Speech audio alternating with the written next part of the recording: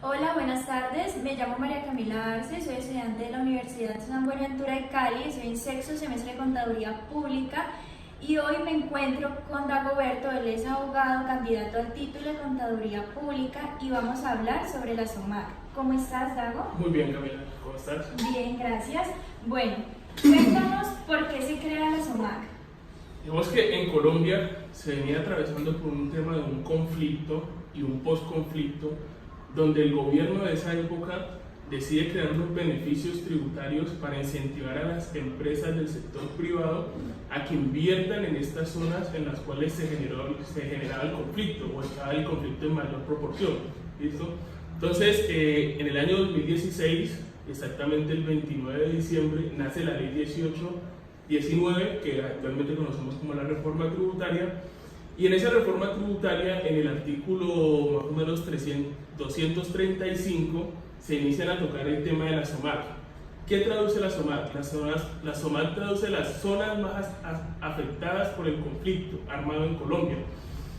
Entonces, ¿qué define esta ley? Esta ley lo que le dice a los empresarios y a las personas que deciden constituir nuevas empresas que inviertan en estas zonas en las cuales se generó el conflicto. Eso genera una activación de la economía en esas zonas. Listo.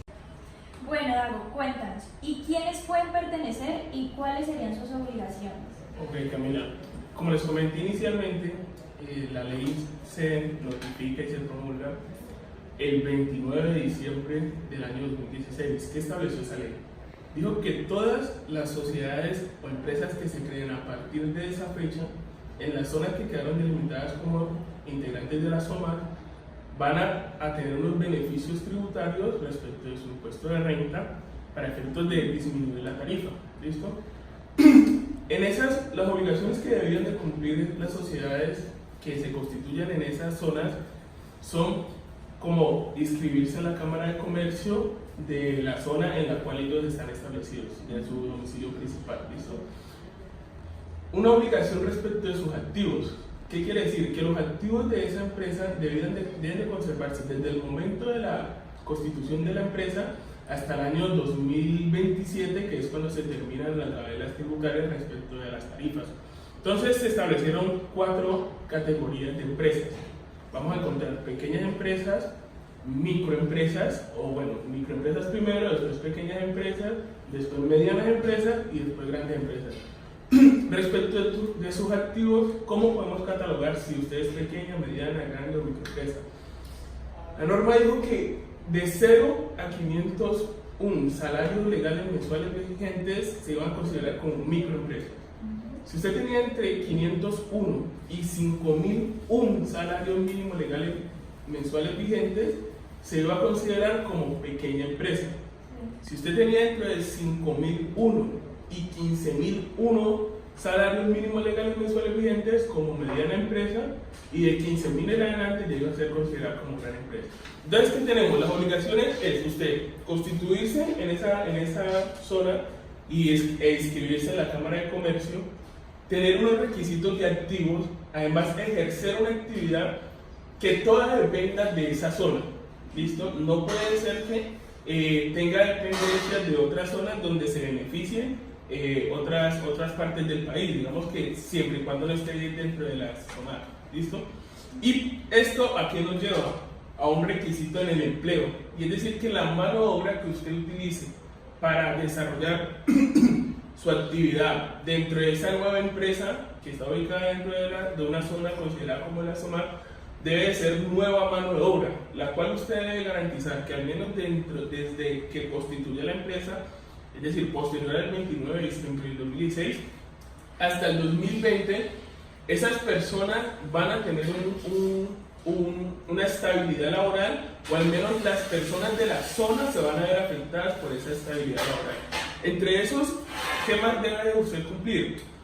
El RUT, listo, el Registro Único Tributario, debe actualizarlo para catalogarse como pequeña, mediana, microempresa o gran empresa. ¿Listo?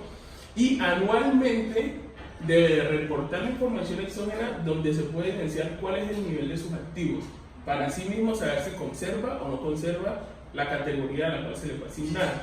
eso debe cumplir con una obligación de un representante legal y contador certificar la condición de sus activos, la condición de sus activos y la condición en que se está desarrollando esa actividad económica.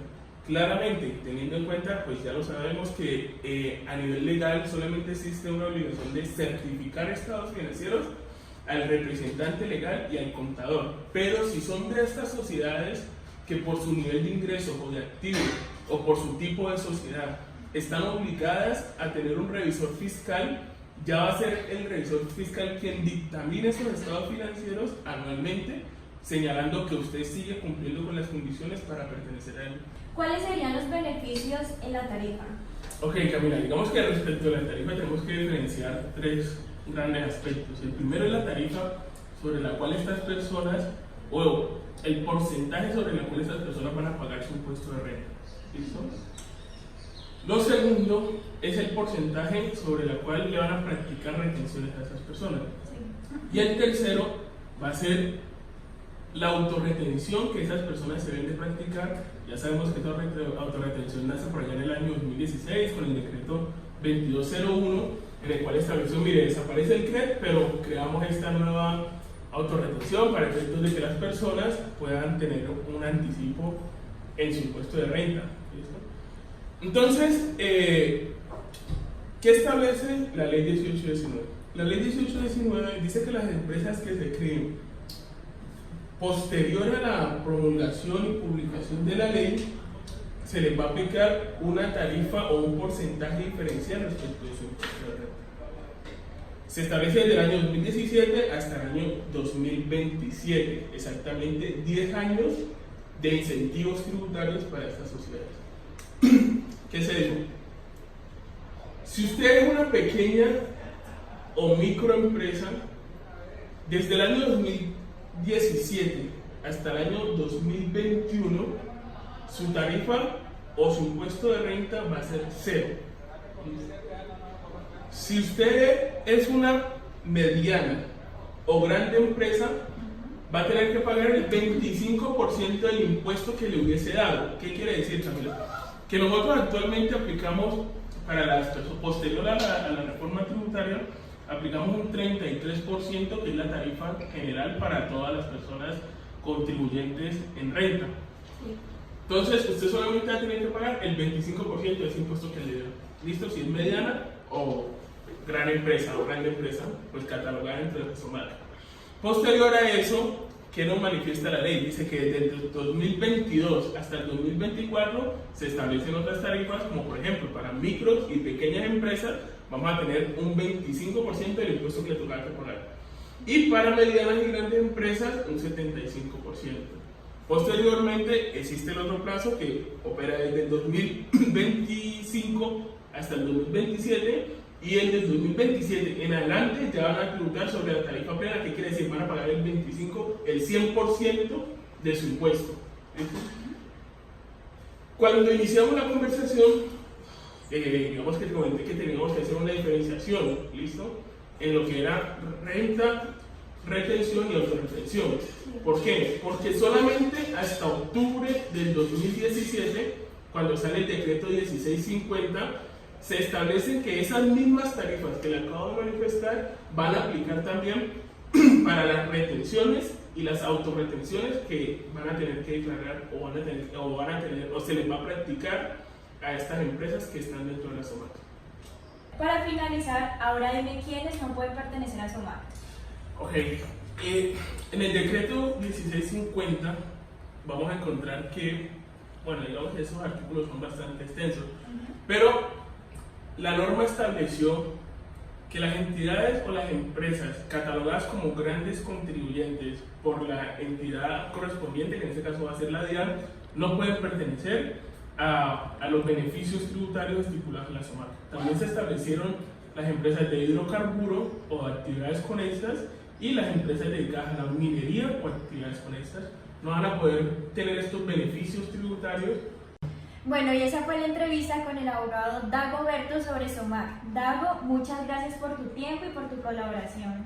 Muchísimas gracias, Camila, por haber venido a este espacio, digamos que el tema de las SOMAC, personas afectadas, más afectadas por el conflicto armado en Colombia, logra ser de mucho interés para reactivar o incentivar la economía en muchas partes del país.